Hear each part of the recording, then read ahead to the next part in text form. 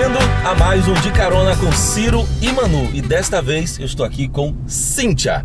Cíntia, que é vice-prefeita de Cairu, que é mãe, que foi secretária de saúde, que também é profissional de saúde, é médica, tem várias fotos dela no SAMU e várias outras coisas. Ou seja, é uma pessoa que está relacionada com vários: setor político, empreendedorismo e saúde. Cíntia, seja bem-vinda ao nosso bate-papo De Carona com Ciro e Manu, que está aqui atrás. Fala, Manu! Oi, gente, tudo bem? Hoje mais uma mulher aqui, né? Então tem que trazer todas as mulheres que têm histórias para contar, histórias boas, inspiradoras. E aqui temos mais uma. Mais uma. Cíntia, seja bem-vinda. Obrigada. Eu combinou até Ciro, Cíntia e Manu, né? Ciro e Manu. Quem sabe na próxima carona a gente não faz assim também. É verdade. É um prazer estar aqui com vocês.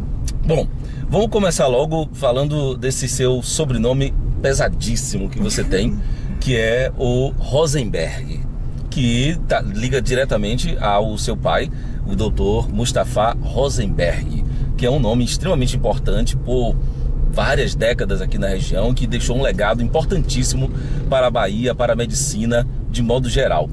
Me diga, você hoje faz medicina, já está na fase final, terminou medicina. Já. Como é que foi essa relação? Que você primeiro foi da fisioterapia, né? Isso. E agora migrou para medicina. Como era que é essa relação com seu pai, com o Mustafa Rosenberg, e com sua mãe também, que é da área de saúde? Como era que era a Cíntia lá quando garota, quando adolescente? A minha história com medicina começou desde pequena. Quando meu pai, ele sempre filmava as cirurgias, né? Do ponto de vista acadêmico. E eu às vezes pegava as fitas, na época eram fitas. Ele filmava as cirurgias? Algumas, para poder ensinar os alunos e a outros médicos como fazer. E eu pegava às vezes as fitas e começava a assistir. Sim. Já pequenininha. Nossa. E tinha uma curiosidade também, porque eu amava quando ele chegava com cheiro de éter. Sério? Amava. Quando ele e minha mãe chegavam com cheiro de éter, eu ia correndo para se cheirar sentir aquele cheiro, né? E eu cresci achando, sempre dizendo, não, quando eu crescer eu quero ser médica, quando eu crescer eu quero ser médica. Só que perto de concluir o ensino médio, eu comecei a me questionar, porque eu sempre gostei muito da área de psicologia. Aí eu dizia, meu Deus, será que eu quero ser médica mesmo? Ou eu quero ser psicóloga? Será que essa vontade de ser médica não surgiu porque meus pais eram médicos e aquilo foi me influenciando? Meu irmão também é médico. E aí eu fiquei nessa dúvida, mas mesmo assim fiz o vestibular para medicina. E aí eu perdi o primeiro vestibular, eu tinha 17 anos na época. E passei para fisioterapia. Para não ficar um semestre sem fazer nada, eu disse, eu vou começar a continuar fazendo cursinho. Vou fazer cursinho, porque na época eu tinha acabado o 2º grau. E vou cursar fisioterapia. Só que aí, nesse primeiro semestre de faculdade, eu tive um acidente de carro. Nossa, aos 17 anos. 17 anos. Um acidente de carro, assim, que foi relativamente grave. Eu fiquei presa nas ferragens, tive luxação, tive fratura em ombro, tive várias coisas. E aí eu comecei a fazer fisioterapia. E a fisioterapia, a reabilitação me ajudou muito. E eu senti que eu podia unir a psicologia com a medicina na fisioterapia. Porque era um contato mais prolongado com o paciente, que você abordava mais essa parte. E aí me apaixonei por fisioterapia e não quis mais terminar de fazer, quis concluir o curso. Só que aí eu concluí o curso, eu fiz algumas especializações, fiz ergonomia, fiz especialização em saúde coletiva depois, fiz em gestão pública, fui fazendo várias especializações. Só que eu sentia que faltava algo em mim. Eu disse, será que eu vou partir para um doutorado ou vou fazer medicina? E aí eu comecei a me auto-observar e eu percebi que o que estava faltando realmente era medicina. Porque já era algo de criança. Desde quando cheirava o éter, o jaleco, o cheiro de éter do hospital. Já ficou na sua marcado. mente, estava na sua mente, no seu subconsciente, faltava realmente alguma coisa, e era isso. E é inegável, né? O exemplo que meus pais me deram, tanto de minha mãe, mas sobretudo de meu pai, que é uma referência. Eu não encontrei ainda um médico como meu pai. Ele realmente tinha um dom da medicina. E ele dizia sempre que se ele morresse e nascesse novamente, ele queria voltar a ser médico. Ele tinha um dom que na época de meu pai não tinha exames complementares. Eu tenho até minha amiga, a doutora Sandra, ela disse que meu pai tinha ultrassom na mão. Que ele era capaz de tocar e dar o diagnóstico do paciente. Nossa. Né? Então, a minha maior referência, sem dúvidas, é meu pai. Não só para mim, eu acho que para diversos outros médicos e estudantes de medicina também que tiveram a oportunidade de conhecê-lo. Eu tive a oportunidade de conhecer o seu pai quando eu fiz estágio na Santa Casa. E ele já não estava mais atuando, mas ele andava por lá, ia sempre no laboratório, conversava e tal. E uma coisa que me chamou bastante atenção, que várias vezes eu passava ali pelos corredores, e ele já é um médico altamente renomado, assim, cara top dos top, podia dar um conselho a qualquer um, e ele continuava estudando. Ele continuava aprendendo. E uma vez eu lembro que ele chegou no laboratório, tinha ocorrido uma mudança, né, na maneira que lia os parâmetros laboratoriais, e ele chegou lá numa humildade. Não, você pode me explicar aqui como é que é essa leitura, essa interpretação aqui agora, tal, que mudou esse código e tal. Eu disse, é doutor Mustafa. E ele não tá chegando, isso aqui não, ele chegou no humildade e aprendizado constante. Isso foi um ensinamento que, olha, que eu tava estagiando e eu não esqueci disso, porque achei muito interessante a maneira como ele lidava. Meu pai estudava no mínimo 6 horas por dia, todos os dias. Até ele ficar doente, ele estudava 6 horas por dia. E tem gente que nem terminou a faculdade, eu tô pronto, eu tô formado, acabou. Ele engana-se, trabalhou né? até 94 anos. 94 anos. E... não, meu pai realmente, pra mim, eu me emociono muito falando dele. E eu tenho certeza que eu tento... Claro que eu não vou chegar nem aos pés do que ele foi, porque meu pai era um médico generalista mesmo. De fato. Se chegasse ferimento por tiro, ele operava. Se fosse a cirurgia de vesícula, ele operava. As pessoas que tiveram a oportunidade de conviver com ele naquela época sabem que pouco se transferia casos daqui de Valência. Ele resolvia praticamente tudo. Verdade. Né? Então, realmente, foi um ícone na medicina, eu tenho certeza disso. Cíntia, saindo da medicina, você... Sim, mas antes de você ir, ela não falou. E agora você concluiu a medicina, né? Concluí. Já tô atuando, graças a Deus. Isso foi pra que área? Eu tô indo pra área de saúde da mulher, de ginecologia. Imagina. Minha mãe já... Que é a área da sua mãe. E meu pai também, né? Meu pai era cirurgião geral e era ginecologista obstetra. Aí já comecei aí a fazer. E tô aí tentando, estudando, me capacitando cada vez mais. A gente tá passando aqui em frente à Santa Casa, ao consultório da sua mãe, talvez sua casa. A gente tá reformando também aí. A casa do seu pai tava ali, ou seja, esse ambiente aqui de hospital, acredito, todo esse quarteirão deve ter muitas referências e muitas lembranças para você, né? Muitas lembranças. Você pretende ou vai já atuar aqui na Santa Casa? Eu já comecei a atuar, assim, algumas oportunidades que eu tive. Aí eu tô começando agora, eu tô dando aula na faculdade, na Atenas, faculdade de medicina, tô trabalhando também em Taperoá, tô trabalhando no consultório, mas eu prefiro me dedicar mais à parte clínica. Então eu tô fazendo vários cursos para que eu possa direcionar mais para essa parte clínica mesmo. E a política, Cíntia? Como é que a política entrou na sua vida? Como é que você se tornou vice-prefeita do terceiro maior destino turístico do Brasil? Eu conversei recentemente com o prefeito lá, que é o Décio Meirelles, e eu disse a ele, você é o prefeito do paraíso? Porque todo mundo quer ir para Morro, quer ir para Boipeba, quer ir para esse lugar lindo, espetacular, único no Brasil. Verdade.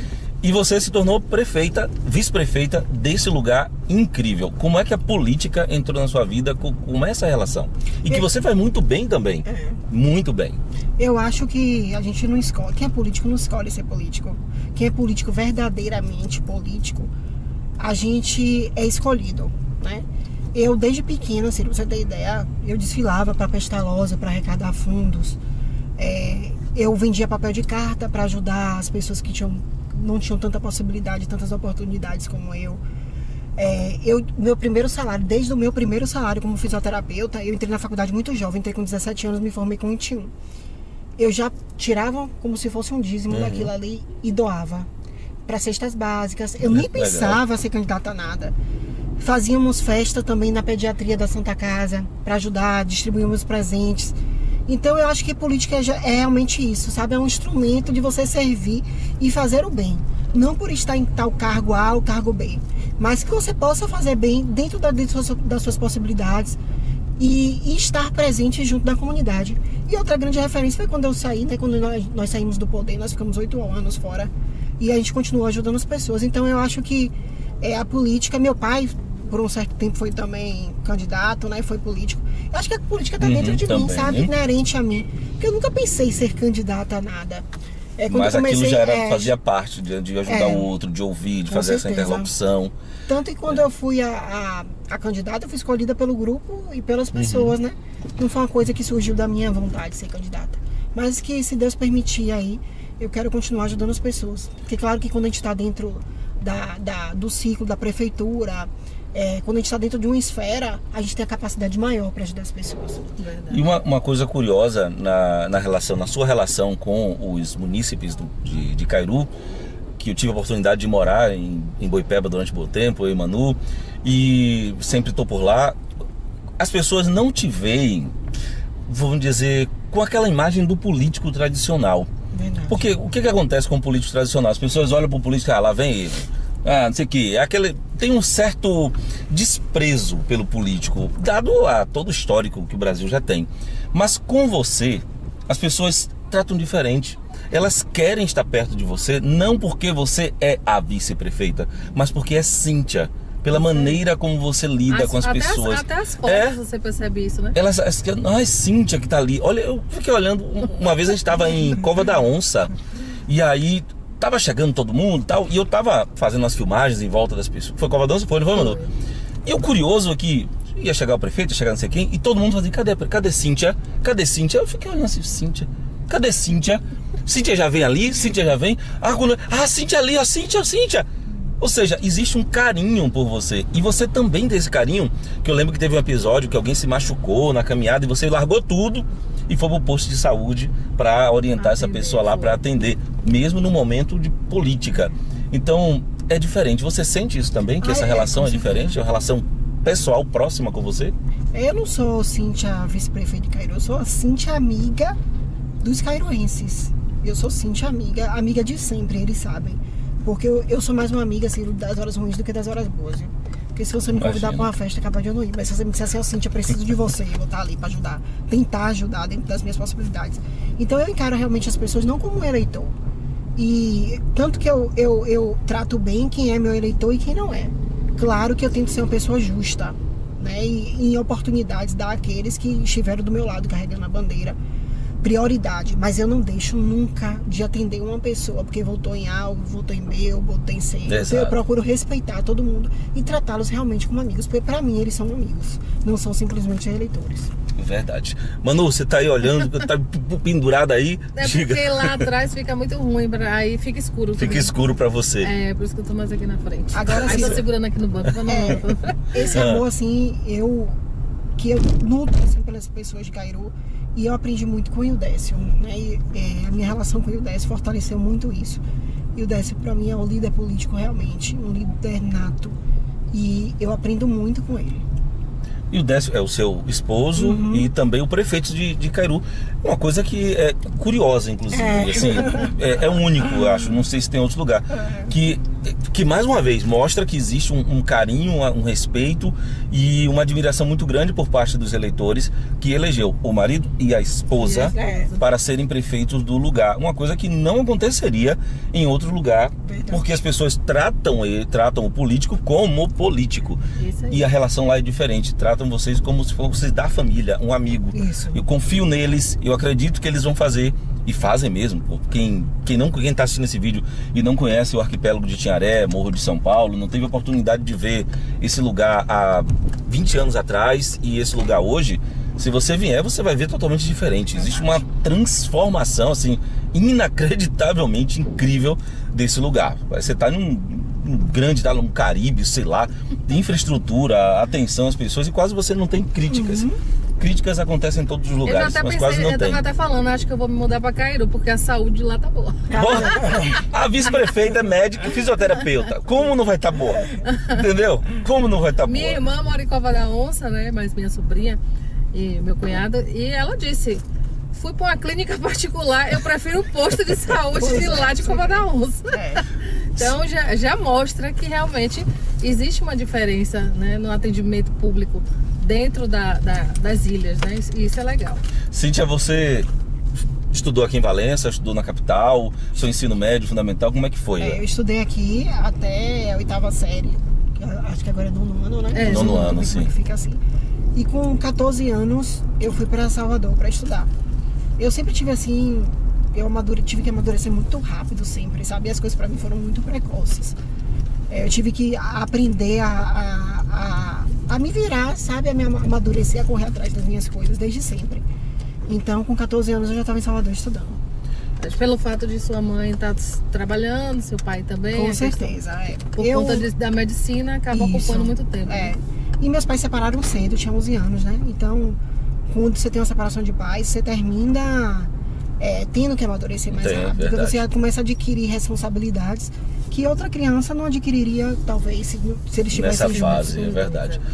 Cíntia, você já chegou a ser empreendedora, empreender mesmo, ter negócio próprio? Ou sua relação foi sempre do atendimento mais a público, como você vê na fisioterapia?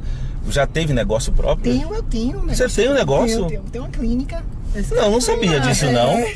É sério? Meu sobrinho, quando era pequeno, ia pra clínica. Aí, tá vendo? Qual a clínica De sua? fisioterapia. Eu não sabia disso, tá vendo? Manuela sabia? Eu sabia. Então eu sou desinformado. Eu já ia fazer a pergunta, mas você fez Mas então, antes, por favor, tudo fale, bem. porque eu sou desinformado da veia empreendedora de Cíntia Rosenberg. Eu tenho uma clínica de fisioterapia que presta serviços médicos, fisioterapia, dentre outros serviços também, prestação de serviço, consultoria. Eu tenho essa clínica e tem alguns imóveis também que a gente termina tendo que empreender também. Mas já tenho essa clínica há alguns anos. E a política também é o empreendedorismo, Com né? certeza, a gente empreende na vida das pessoas. Exatamente. Inclusive, eu quero presenteá-los com esse livro aqui. Olha, tem livro? Eu tive a Só. oportunidade de colaborar, receber aqui, mano. Ai, obrigada. Que é O Segredo das Empreendedoras de Sucesso, que foi um livro da editora Gregory.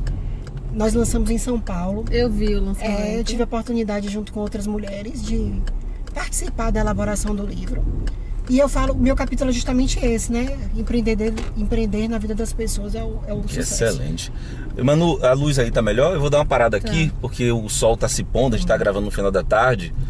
E a luz, o sol hoje resolveu se esconder mais cedo, né? Pois é. Mas eu acho que aqui tem uma luz boa, não tem não? bom. Tá boa? Pronto, tem a luz do sol aí. Aí. Então, tá ótimo, é maravilhoso. E a Cíntia também ilumina, né? Porque, pelo amor de Deus. Deixa eu Cadê o livro da Cíntia? aproveitar o gancho aqui do livro. Inclusive, eu tenho um Olha aí, evento, ó. né? Que é de mulheres empreendedoras. Já tô indo pra terceira edição, que eu passei um tempo sem fazer. E acho que agora é a hora de voltar, né? A gente já pode se encontrar, então é possível retornar ao evento. É justamente sobre isso, falando sobre mulheres empreendedoras. E aí, hoje mesmo eu estava focada nisso, então já é o livro aí para contribuir Com com o certeza. evento, Legal. né? Com certeza. Mas assim, voltando ao lado do empreendedorismo, né? Você sentiu dificuldade nesse mundo empreendedor, mesmo na área de saúde, porque você era mulher? Muito, ainda sinto. É sério? Ainda sinto. Não só por ser mulher, ou não só na área de empreendedorismo, na área política também. Política, eu imagino que deve ser muito mais, né? Mas eu sinto, até em relação a remunerações, a credibilidade, as pessoas acham. E ainda tem outro fato, as pessoas me acham até que eu sou mais nova do que eu sou. E aí essa questão de quem não me conhece, quem já não conhece o trabalho que eu desenvolvo, isso termina ainda dificultando mais ainda. Então o empreendedorismo, ele termina dificultando, né? Alguns preconceitos terminam prejudicando. Mas eu acho que a gente, e aí me desculpe, viu, Ciro? Acho que a gente, mulher, Fique à vontade. nós somos organizadas, extremamente organizadas. Nós temos uma sensibilidade para tratar de negócios Isso. que é inerente ao nosso gênero e que isso termina contribuindo mais, muito mais. E a gente não tem que tentar ser melhor do que os homens, a gente tem que tentar ter a mesma valorização que tem os homens. Isso. Né? Quando eu Trabalhar em fazia... conjunto. Eu fazia uns grupos de coach para mulheres. E aí a gente sempre, quando falava, você precisa, falava de empoderamento. Aí as meninas diziam, eu tenho que ser melhor do que o homem. Eu sempre dizia, nós não precisamos ser melhores do que os homens. Nós somos tão boas quanto eles. Exatamente. Eles é para ser parceiros nossos, certeza. assim como nós mulheres, uma apoiar a outra. Então não adianta você tentar ser melhor do que o homem, nem o homem tentar ser melhor do que a mulher, porque cada um tem sua Sim, com distinção. certeza. Né? Então isso aí realmente é uma luta ainda que acho que a gente ainda vai continuar, porque a maioria dos livros que eu leio, das entrevistas, é sempre ainda isso, estamos galgando ainda, né? O nosso lugar, né, na sociedade, e acho que a gente já avançou bastante. Com certeza, acredito. Ter você como vice-prefeita, quem sabe prefeita também, né? E você é mãe, você é esposa, você é filha, você é estudante, você é profissional e ainda está na política. Ou seja, olhe quantas coisas, né? Que isso acaba sendo inspiração para outras mulheres, sabendo que elas também podem fazer Com certeza, o que elas desejam, né? A gente pode ser o que a gente quiser. Né? Com certeza. O livro é de fácil leitura, viu? Ele tem um capítulo de cada uma das mulheres e depois tem um exercício, né? Assim, bem legal, bem Será legal. que vai ser meu próximo livro? Eu termino um domingo, porque eu tô lendo todos os dias de manhã. Então, em 15 dias eu vou terminando um livro. E pra Gente, você que é Precisa pegar empreendedora, outra. tem várias Gente, experiências. eu sou meio doente em algumas coisas. A minha esposa às vezes me entrega alguma coisa e a primeira coisa que eu faço é cheirar. Eu não sei porquê, mas tudo eu cheiro, tudo, absolutamente tudo. E Não, livro... mas o cheiro do livro... Nossa, coisa, livro né? é um dos melhores que você pode ter. Pra mim, o cheiro do livro é tão bom quanto o cheiro de um pão de sal saindo do forno no final da tarde. É Nossa. verdade. Ah, livro. E eu fiquei triste quando eu vi a Livraria Cultura lá em Salvador fechar as absurdo, portas. né? Mas aí fiquei feliz que abriu outra gigantesca, maior do que a Cultura. E não tem como, o livro é substituível. Esse livro você lançou quando? Foi lançado quando, Foi Cíntia? ano passado, acho que novembro. Novembro do ano outubro e passado. novembro foi do ano É o passado. primeiro? É o primeiro. Pretende lançar outros? Vamos ver. Tem outras histórias pra contar. Ela é o 5º capítulo. Quinto capítulo. Então, vamos lá. Cíntia, filha. Cíntia, mãe, que a gente não falou ainda. Cíntia, empreendedora, que eu não sabia que você tinha uma clínica, mas Manuela sabia. E Cíntia, vice-prefeita. Cíntia, a esposa do prefeito. Cíntia, também médica. Cíntia, fisioterapeuta. O que mais? O que mais, além do perfil do Instagram, além das fotos? Cíntia amiga. Cíntia, o que não tá lá? Cíntia professora. Professora? Comecei agora, sou preceptora da Faculdade de Atenas de Medicina. E tô gostando muito. Você é viu? professora? Tô Nossa. ensinando na faculdade. E tô gostando tanto, os alunos têm me ensinado tanto, Ciro. Imagina. É uma experiência nova, né? Que Sim, eu não sim. sabia se ia gostar. Inclusive, eu tenho até especialização em metodologia didática. Mas foi uma experiência nova que eu tô gostando bastante. Eles têm me ensinado muito. É muito bom a gente conviver, né? Com o público mais jovem. E como é na sala de aula? Esse é o colega deles? Porque você é tão nova quanto eles, aparentemente. Não, mas assim, aparentemente, você olha pra Cíntia, uma pessoa olha pra Cíntia, quantos anos daria pra Cíntia Rosenberg? 25? Vamos pular essa parte. Entendeu? Você fica nisso, assim, vamos pular essa parte, mas é um enigma, qual a sua idade? Porque você parece muito mais jovem do que você realmente é, mas muito mesmo. Talvez seja genética, talvez seja o cuidado. Mas ela é mais jovem do que a gente, viu? É, É. você já tá dizendo que a gente é velho? Não, eu tô dizendo que é. Cíntia, você é uma pessoa que tem um cuidado bastante, assim como a maioria das mulheres, mas você tem um cuidado especial com a sua beleza, com a sua aparência, com o seu cabelo. Eu até disse a Manuela, será que Cíntia, qual a roupa que Cíntia vai? Será que é verde? Será que é vermelho? Manuela disse assim, por acaso, essa frase, você já viu Cíntia alguma vez desarrumada, bagunçada? Oh, mas eu fico bem muito. Pois é, mas é isso, mas na vida pública, no dia a dia, você sempre manteve um padrão, sempre organizado, o corpo organizado, a aparência organizada. E isso também é importante. Com Né? certeza. Sim, claro que é importante. Mas é sempre assim? Ou Cíntia também tá descabelada, sem maquiagem? Sem maquiagem. Hoje de manhã eu tava toda descabelada, sem maquiagem. Pois é, quando tá com o filho, brincando com o filho. Não, eu pareço muito, sim, sem maquiagem, com o cabelo pra cima, com a roupa troncha. E é isso mesmo, mas eu acho que a gente tem que se cuidar, sabe? Acho que não é nem pela questão de beleza, acho que é pela questão de saúde mesmo. É autocuidado. É autocuidado, é autocuidado. As pessoas precisam se cuidar, as mulheres precisam ter autoestima, as mulheres precisam estar cheirosas, bem vestidas daquilo que elas acreditam, que é assim, estar bem vestidas, não para Não precisa copiar um padrão de outro, não é? Com certeza. Eu acho que a questão do autocuidado é muito importante para o desenvolvimento de qualquer pessoa. Cíntia, me fale da questão política. Volta que esse bate-papo ele é assim, ele vai para um lado, vai para o outro. Na questão política, as suas opiniões, elas são muito importantes, ela tem um peso muito grande na política da região, não só na cidade de Cairu, mas de Valença e toda essa região, até pela questão da maneira do arquipélago e das relações políticas. Cíntia pretende ser prefeita de Cairu?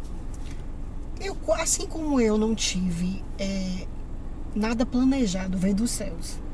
Eu ser vice-prefeita de Cairu, eu prefiro deixar na mão de Deus. Mas se você me perguntar hoje, qual é o seu planejamento político em Cairu? Hoje, meu planejamento político é apoiar o Décio para a reeleição. E o Décio, ele pode ir para a reeleição, né? Ele tá no, pode, é o segundo mandato, mas que teve um intervalo. Isso, No primeiro, então, ele vai para a reeleição. Eu conversei, já que citou o Décio, conversei até com ele num desses bate-papos. E eu perguntei, ele aí vai ser deputado? Ele, não. Ele foi taxativo. De novo, não. Vai ser prefeito de Valença? Não. Não. Também não. Surgiu essa conversa, não sei se você assistiu o bate-papo com ele. Ele, não, porque o pessoal aqui fica dizendo, o Décio prefeito de Valença, tal, traz pra cá, traz pra cá. Isso também porque do trabalho que é desenvolvido. Cíntia, Existiu momentos difíceis na vida, obviamente. Você citou a questão de um acidente. Mas quais foram os desafios mesmo, além do acidente, que você teve que enfrentar? O acidente, separação dos pais, né? Que você tem lá os 11 anos. Mas Cíntia nasceu num berço de ouro, sempre viveu com tudo do bom e do melhor. A vida foi sempre boa para Cíntia Rosenberg? Ou teve altos e baixos, como a maioria das pessoas? Muitos altos e baixos, Ciro. E até complementando aquela pergunta que você fez, do que é Cíntia fora das redes, Cíntia é uma pessoa que teve sempre que se reinventar. Eu não posso dizer a você que eu já passei necessidade, que eu estaria mentindo. Eu não poderia dizer a você que eu não vim de uma família de classe média. Meus pais eram médicos, então nunca me faltou nada, principalmente educação. Mas eu sempre tive que me virar. Eu fui uma criança que eu tive que me amadurecer muito rápido. Eu fui uma criança que eu fui... deixa eu ver uma palavra para não ser tão impactante. Fui discriminada por pessoas até da minha família. Discriminada pelo quê? Pela cor, por ser mulher? Por várias questões familiares. Questões familiares, eu já fui discriminada. E que eu sempre, ao invés de eu carregar aquilo no meu coração, eu não carrego. Eu sou uma pessoa extremamente fácil de perdoar. Até demais. Às vezes que termina se tornando um defeito. Porque quando a gente perdoa muito fácil, as pessoas tendem a fazer mais. Fazer de novo, é verdade. Mas eu sempre tive que me reinventar e sempre tive que correr atrás. Pra você ter ideia, assim, tudo que eu construí hoje, que eu tenho, meus pais me deram muito a minha educação. Mas o primeiro aparelho da clínica foi eu que comprei. E a gente foi crescendo. Perdi uma clínica de uma maneira injusta. Mas terminei me recuperando e me refazendo. Porque eu realmente, Deus tem uma presença muito forte na minha vida. Eu acho que talvez eu tenha chegado nessa vida de uma maneira muito inesperada. Mas a minha missão é muito bem definida, sabe? Deus me colocou no mundo e definiu muito bem minhas missões. Para que eu estava vindo para o mundo. E Ele tem me sustentado muito, eu me reinvento muito fácil, eu procuro novas oportunidades. Do limão eu sempre tento fazer aquela limonada. E saber qual é a sua missão é fundamental, né? Para as pessoas que estão assistindo esse bate-papo, essa conversa, que algumas pessoas dizem na entrevista, eu disse, olha, nunca chamo de entrevista, porque isso aqui não é uma entrevista, é uma conversa. Entrevista é aquela coisa, eu te pergunto, você responde, você... Não, aqui interfere, conversa, e isso aqui tá dentro de um estúdio, dentro de um carro, rodando pela cidade. Então, nessa conversa, as pessoas que estão assistindo esse momento, mulheres principalmente, que estão eventualmente, seja lá qual for a razão, passando por um momento emocionalmente difícil, seja do que quer que seja, familiar, filho, marido, pai, mãe, irmãos, ou financeiramente difícil também, que tem altos e baixos. Qual seria a palavra, o conselho que Cíntia Rosenberg daria para uma mulher que está assistindo esse vídeo agora, que está lá no fundo do poço, cheio de problema na cabeça e sem esperanças até para respirar novamente? Não desista. Vai passar. Continua, siga em frente. Levanta a cabeça. Deixe de olhar. Eu acho que a porta do não é a porta das maiores possibilidades. É aquela porta que Deus abre para te dar um horizonte muito maior do que aquela escolha. Então a gente tem que se apegar a isso. Em vez de a gente estar parando, reclamando da vida, a gente tem que parar a nossa energia, pedir direção a Deus, sabedoria e tentar ver o que é que daquilo traz de bom. Eu li um livro, acho que é aquele Pauliana, se eu não me engano, que tem o jogo do Feliz. Você já leu o Pauliana? Não li não ainda. Tem o jogo do Feliz, que sempre daquilo que tem de ruim, você tem que tirar da coisa boa. E é isso que a gente tem que se apegar. Porque se a gente ficar parando, reclamando, a gente gasta a nossa energia e tempo só se olhando para lamentando, trás, né? se lamentando. Sofrendo ali naquele mesmo lugar. Manu, você tem alguma pergunta para Cíntia? Tenho sim, em relação à maternidade, né? Como foi conciliar a área de saúde, a maternidade e a política, né? Porque seu foi filho, tudo ao mesmo tempo, foi? Porque seu filho não é um adolescente ainda, não, né? Meu filho tem 10 anos. Tem 10 anos de idade. Tava todo nesse turbilhão. Ainda é um momento que ele precisa de você constantemente, né? Porque não toma as decisões, né? Precisa de auxílio. Então, como foi conciliar, né? A carreira e a maternidade? Carreira, maternidade, do estudo. Matheus é o meu maior presente, assim, é um presente de Deus na minha vida, graças a Deus. Ele veio do jeitinho, assim, que eu pedi. É um menino iluminado, um menino extremamente solidário. E isso termina contribuindo muito, porque ele me dá menos trabalho, né? Porque Exato. Não poderia ser. Mas foi uma loucura, viu, Manu?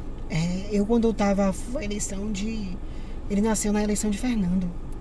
Eu lembro, eu tirava leite, estocava leite para poder sair, para poder ajudar, né, na campanha. me desvirava. Na época da faculdade tinha dias que eu saía, ele estava dormindo, quando eu chegava ele estava dormindo.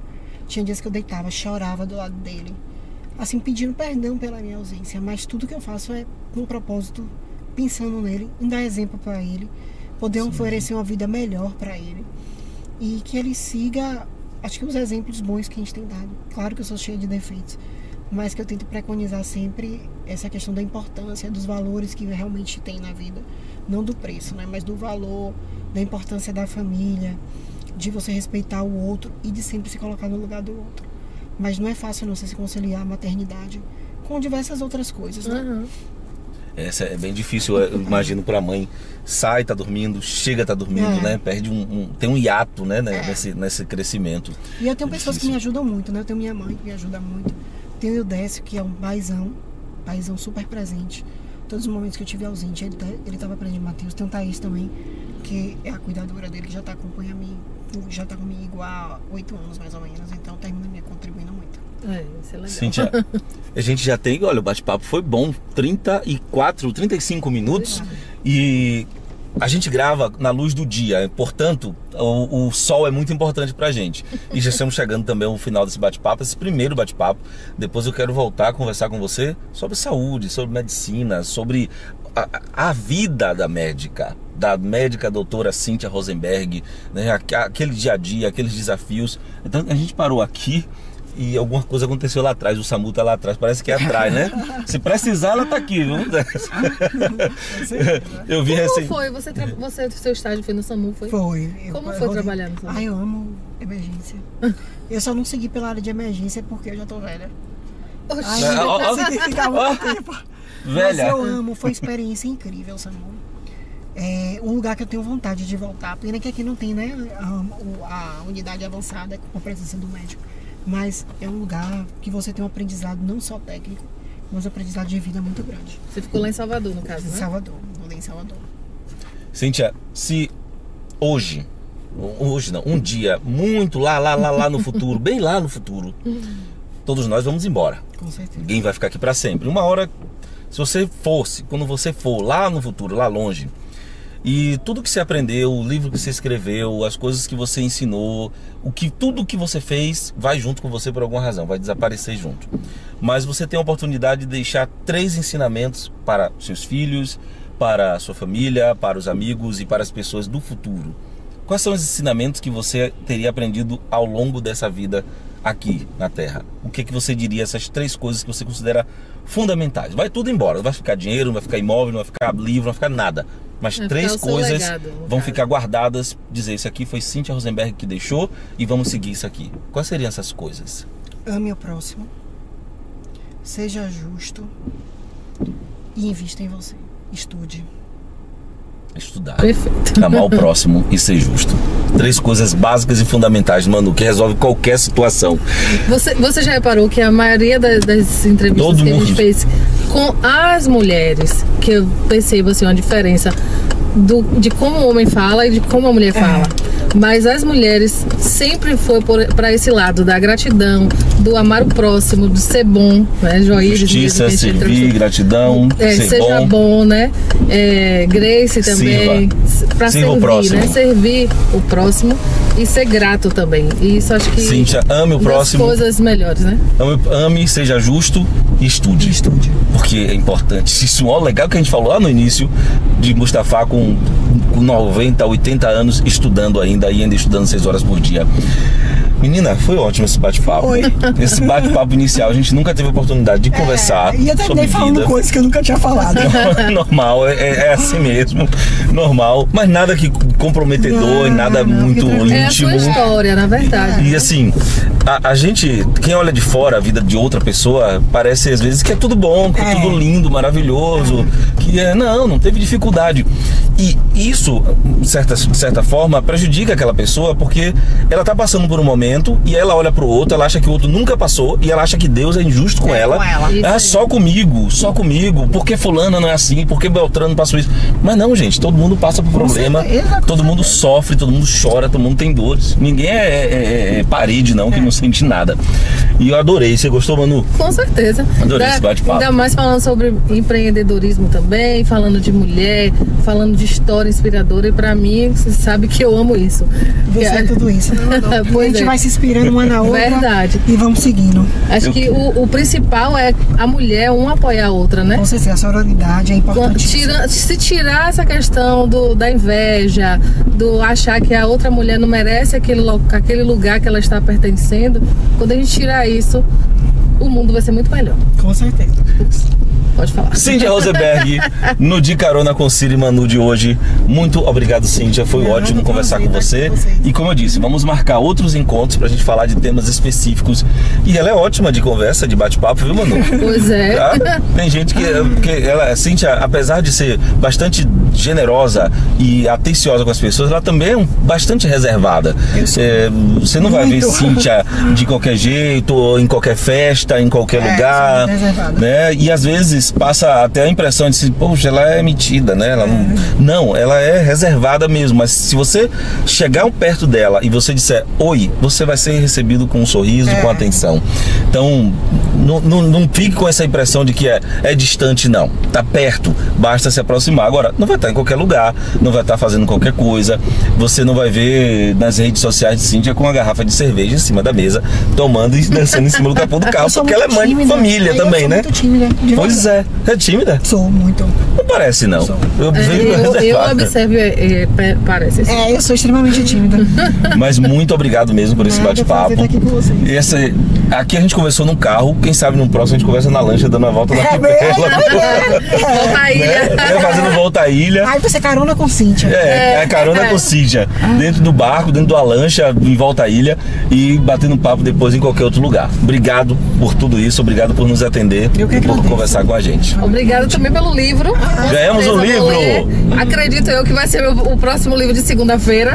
Depois me diga o que achou. Falo sim, com certeza. Muito bom. Obrigado, Manu, por estar aqui comigo também. Obrigado a todos. E no próximo episódio a gente vai conversar com outra mulher que ocupa um cargo extremamente importante também, um cargo de liderança, que é a presidente da ABAV, Associação Brasileira de Turismo. Ela, direto de São Paulo, né, que se eu não me engano é a sede, fala com a gente sobre a ABAV, a função da ABAV e também sobre o encontro que acontece no Rio de Janeiro, em dezembro, final de novembro, setembro. Para os 50 anos da ABAV no Brasil. E estaremos lá, já fomos convidados. E Magda Nassar é a próxima convidada aqui do bate-papo no De Carona com Ciro e Manu. Valeu, tchau. Tchau, gente. Até a próxima. Até. Beijo.